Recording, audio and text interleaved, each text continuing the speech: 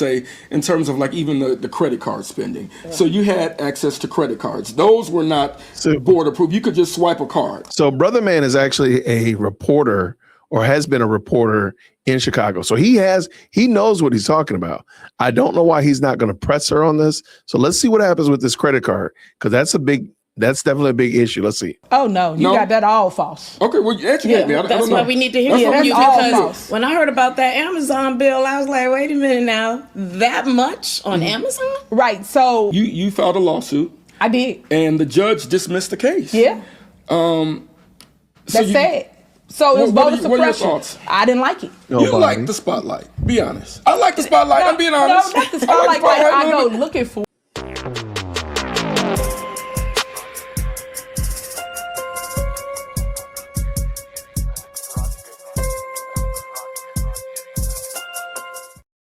Grace and peace, everybody. We're back. Thank you so much for tuning in. You saw the thumbnail, you saw the title. You know what we're going to do. We're going to be talking about Tiffany Henyard. And this is such a fascinating interview. And you'll figure it out pretty soon why I'm finding it so interesting.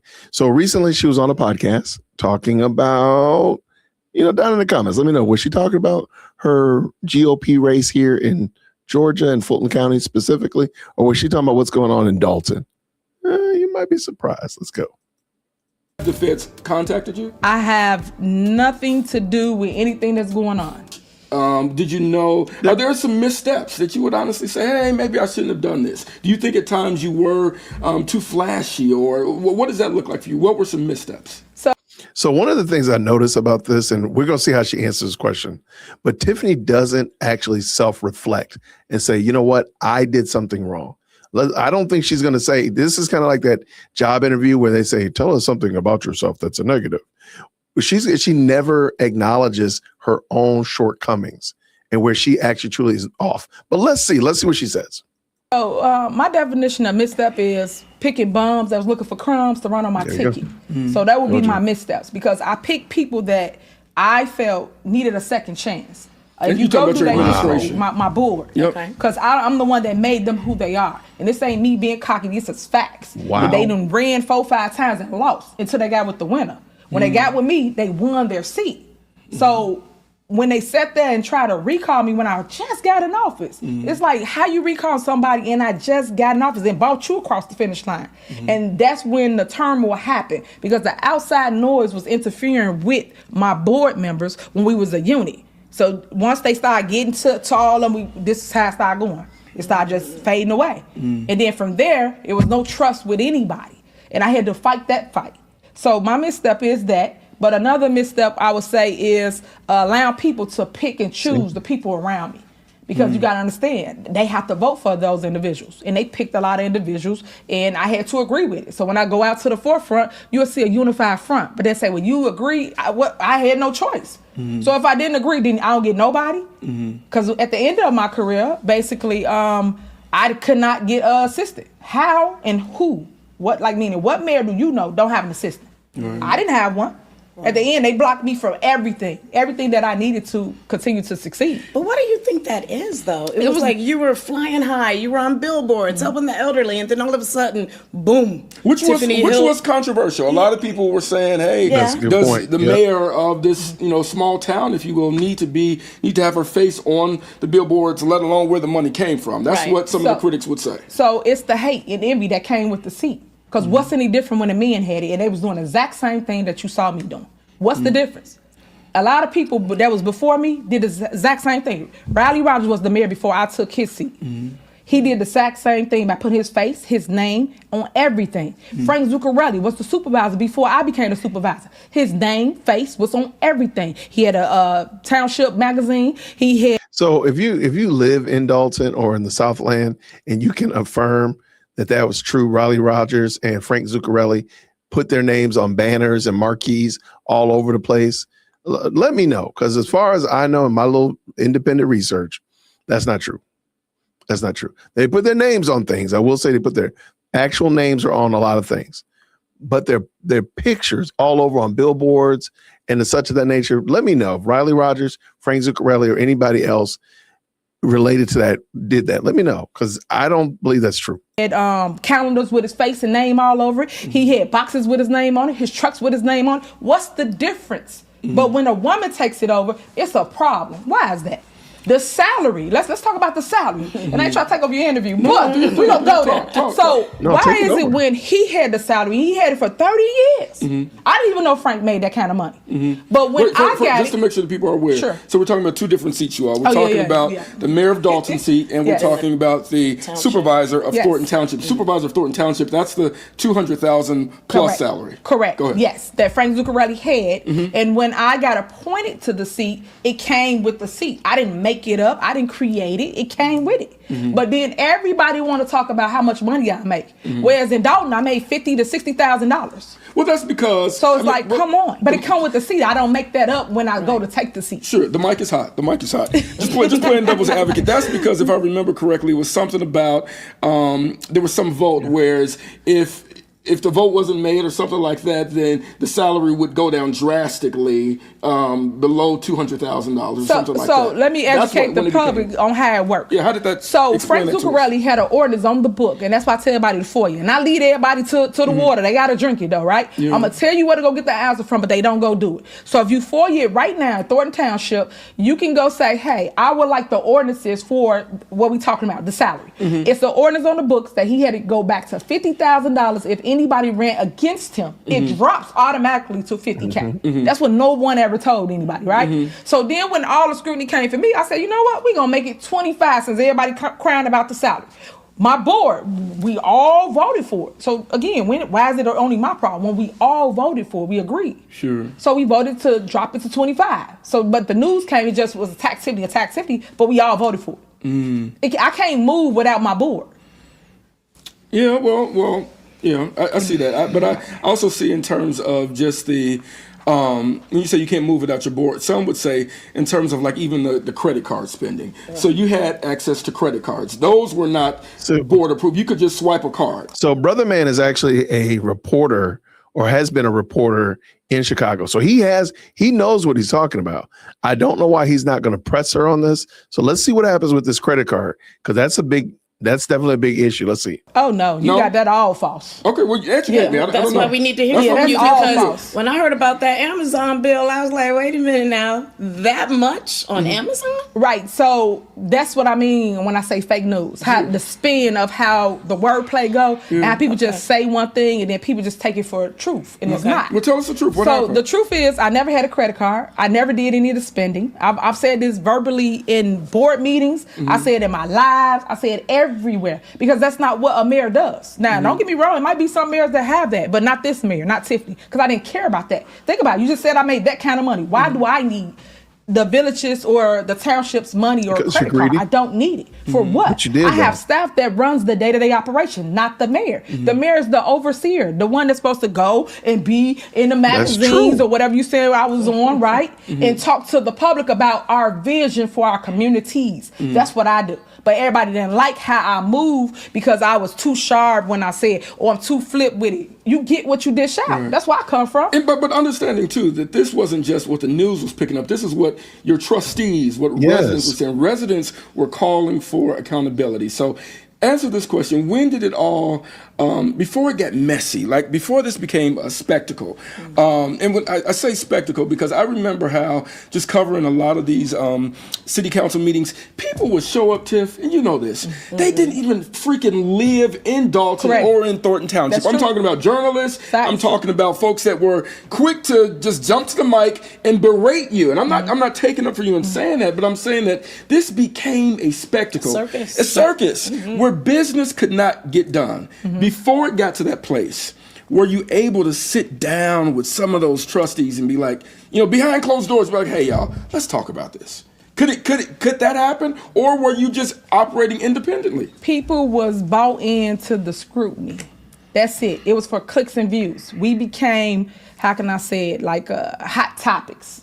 We became all of what you see other podcasters and people do online, because the minute they get views, they get paid off of it. So everybody, they was flying in. When I say flying, they flying into Illinois just to come to a board meeting or to go to the township and record whatever it is. Sure. Now, as it relates to my board members, I try to talk to them several different times. You'll hear me say that too at board meetings. Hey guys, I reach out to y'all don't answer the phone. Why is that? But already my board was already bought. And I say this at the board meetings. And I would not do a lot of things that they've asked me to do, and I would not do, such as give their friends jobs, give certain friends contracts. If you go look right now, a lot of their friends got jobs, contracts, payouts, all kinds of things. I say all this publicly, and that's why I'm okay saying it here again. The same exact stuff, but it's going on. But now people are finally getting to see what I've been saying all along. I've been saying it till I'm blue in the face, but it was so many against you that nobody would listen to the one person that was telling you the truth.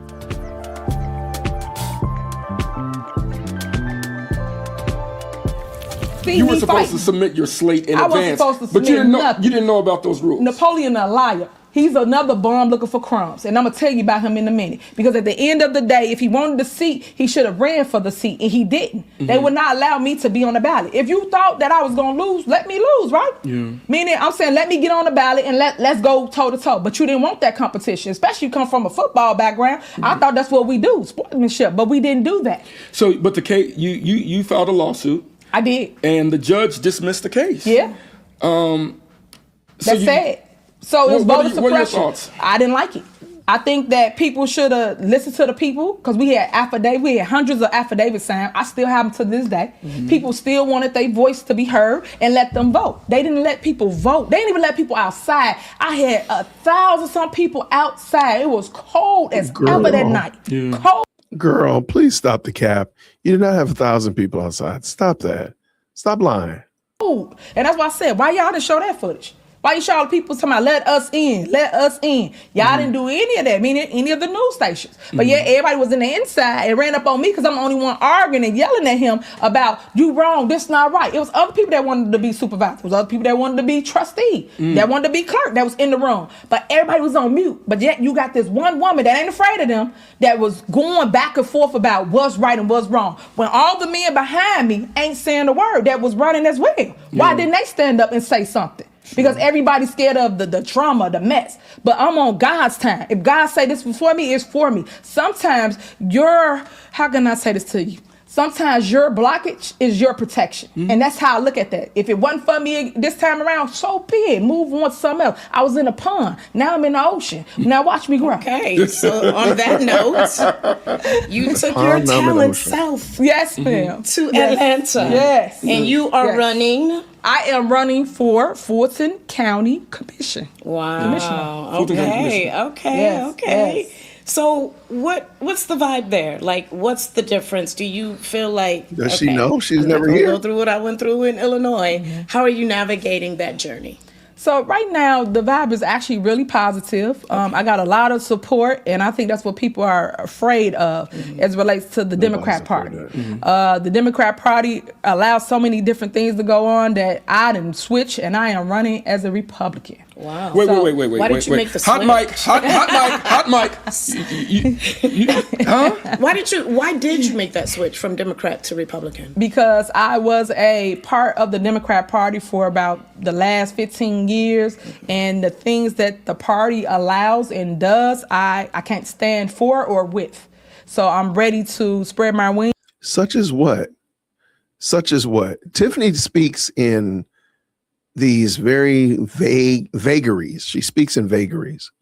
What is it that you're against? And be the Republican conservative that I am, because I believe in building. I believe in infrastructure and growth and opportunities within the Black and brown community. I'm tired of the Democrats study talking about let's fix, but yet the Black and brown community still have poverty, still have all these problems and issues, and they're not being fixed. But yet they say they are. Where? Show me. But some would say, that there's issues on the Republican side as well. It could be. Can you give me some core Republican values that you agree with? Well, because why not just go independent? Well, number one, I believe in their structure as it relates to policies. I really care about that. I care about structure that we don't have right now in the Democrat Party. I'm just trying to still, Tiffany, get to the bottom of all the accusations. Whoa. I think she should I don't know if that was the editing or what, because Brother Man is like bothered by that. And I agree with him. Like, what is it that you are against or for, rather? What are you for? Policies, like what? You seem like you're somewhat level-headed, intelligent. Like I said, you were riding high at the beginning, and then all of a sudden, it's like it's a you're grift. in the news almost every night. Correct. And everything about you is negative. Correct. And it seemed like, and I'm saying this, it seemed like you always had like an edge or like an attitude, and you wouldn't stop to the media. They would just ask a question, you would keep walking. Those things kind of make it seem like, ooh, she must have something to hide, or, ooh, maybe she is guilty of these things that she's being accused of. Speak on that, and also things like the FBI investigating you. I keep God first in everything I do. However he tell me to move is how I move. At the end of the day, I can't worry about people's opinion. I would have been broke if I worried about anybody's opinion of Tiffany Henyard. What are you talking about? I still got to keep a solid mind and voice for my baby that's growing up throughout all this drama. But I'm speaking now outside of opinion in terms of mismanagement. I'm talking about a federal probe. I know Right. what I have done, and that's always been 100 with every move I make. I don't have to sugarcoat anything for anybody. What you see is what you get. I am as real as they come. Have the feds contacted you? I have nothing to do with anything that's going on. Okay. You let people do what they do, and that's it. Because at the nothing end of to the do day, I just want people to. She just speaks in these vagaries, and people just let her get away with it. I have nothing to do with what's going on. What does that mean? What does that mean? I want to know what that means. See the real Tiffany Henyard. That's what I really want. And do you feel that people are seeing that in Atlanta? I do. Okay. Because that's how I actually started to run. I got a lot of complaints as it relates to what's going on in Fulton County. A lot of people want to see change. A lot of people don't like what's going on. And guess what? That's an entirely Democratic area. So if they're talking like that, why not? And so you're going to run as a Republican in a Democrat area. As a newbie, by the way, because you're new here. Okay. And I wasn't even going to run. I didn't go there for that. I went there to make a way. I am an entrepreneur by trade. That's where I come from. I used to own Welcome to Good Burger, home of the Good Burger. Can I take your order? That's where I come from. Before I even touched politics. I only did that after the fact because my community needed me. I was known as the tree lady. I always go around advocating to cut people tree down because the roots was growing in their pipes and their plumbing was messed up. And I was only 16. I was doing block club parties, dance groups. That's how I got into it. I always been a community servant. Always. You like the spotlight. Be honest. I like the spotlight. I'm being honest. No, not the spotlight. I go looking for it. No, I didn't say that. Not at all. It finds you. Do you like the spotlight a little bit? A little bit. Oh, do you like being in front of the camera? Do you like advocating for your? I just like the fight. Okay. I'm not like into like I gotta have this because to me you get more done being private. Prime example, we've been there over a year, but yet now everybody finding out that we there. Now we get houses on the internet, this and that. Why? Nobody knew we was there. See what I'm saying? You get more done. No, we knew you were there. So no, this ain't my world right here. I don't care for that. But I would talk that talk. But because I talk that talk, that it comes with that. And that's fine. But now I got to try to figure out how to use the platform to better community and better our situation so we not always under scrutiny of what we lay our head at because our kid is with us. And that's what I say that people don't understand that part. I got you. Yeah. Well, Super Mayor, thank you so much for talking to us. I really appreciate even this level of trust because, like I said, you don't have to talk to folks, and the fact that you would sit down, I really believe that your story, your journey is one that you can't tell in sound bites. You know, the story that you're gonna get on the 9 o'clock and 10 o'clock news, it's not going to tell the full story of Tiffany Henyard, whether we agree or disagree. So I really do appreciate just this trust. You talking to us, you sharing your side, but being open to hear other sides, and we really wish you well. Yeah, thank you. And I want to be on a reality show. We working on it. But can I say this though? Please follow me. I don't know if I want to be on a reality show. I'm just playing. All right, so I'm gonna end that right there, man. This is a very interesting interview. This is another one of them softballs. I mean, they started asking some good questions, but they're not asking developmental questions. I don't know if they edited them out. I don't know if they asked to remove that, whatever, but it doesn't seem like she is aware of what is going on. And she just thinks that the rules play by her rules, or like the world operates as she sees it. And I just don't think that's reality. But let me know what you think. Tiffany Henyard, again, doing another podcast, talking about all kinds of stuff in Illinois, of all places, right? When you going to get to here to Georgia to start campaigning? I don't know. Anyway, let me know what y'all think. Comment down below. If you made it all the way to the end and you see Tiffany, Tiffany used to have that burger place. Go and put a hamburger emoji in the chat. Let me know that you stayed all the way to the end. Thanks so much. I'll see you real soon. Grace and peace. Thank you so much for tuning in to another episode of the JWhit Podcast. If you enjoyed today's show, please do me a favor and hit me up with that 3-piece special. Like the video, subscribe, and of course, share it with somebody who would also enjoy this type of content. And make sure you leave a comment, because I do pin the best comments to the top. So thank you so much for tuning in today. And until next time, everybody, grace and peace.